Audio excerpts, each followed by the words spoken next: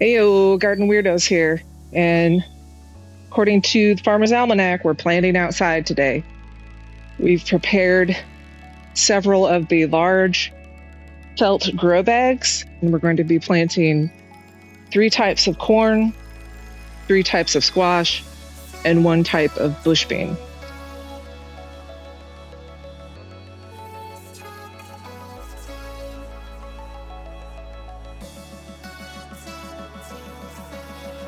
All right, the first one we're going to plant here is this squash. It's a Zucchino Rampicante. We planted these last year, and they were very vigorous growers, and just made for a lot of fun.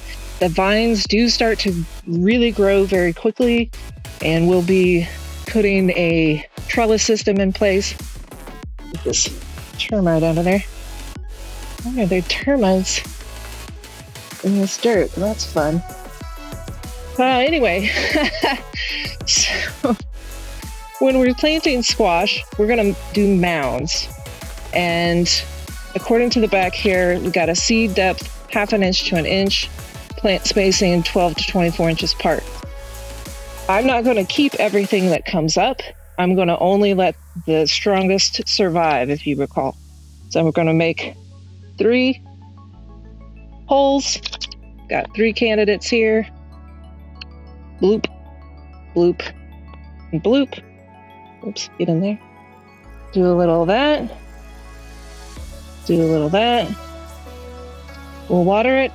You're done. So we're dealing with a little bit of a mystery with our sassafras tree. We realized that because she fruited last year, she should have already been blooming and had green buds by this time. And we've had some runners.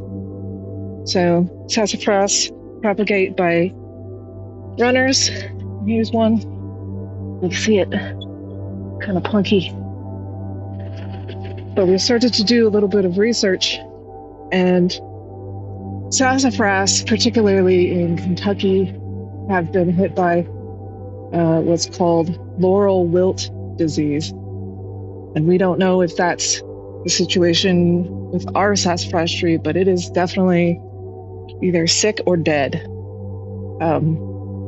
It's very disappointing. Sometimes this happens. You know, as a gardener, you're going to be faced with distressing news, trying to figure out what happened to your favorite plant.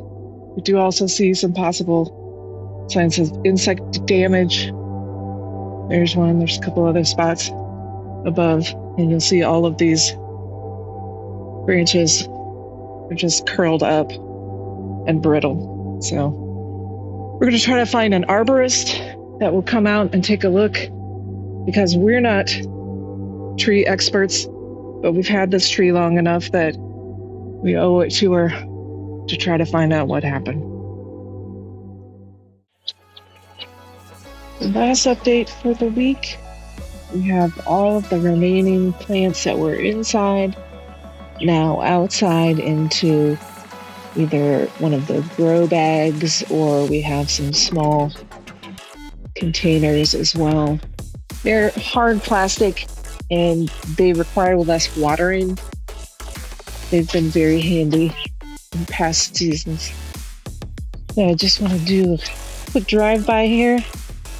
Almost all of the tomatoes have tomatoes, which is pretty neat. The green onions are going to flower, which I'm not really sure how I feel about that, but it's not happened before. It's the first time having green onions. And the tomatillos have flowers. And should be making fruit here soon.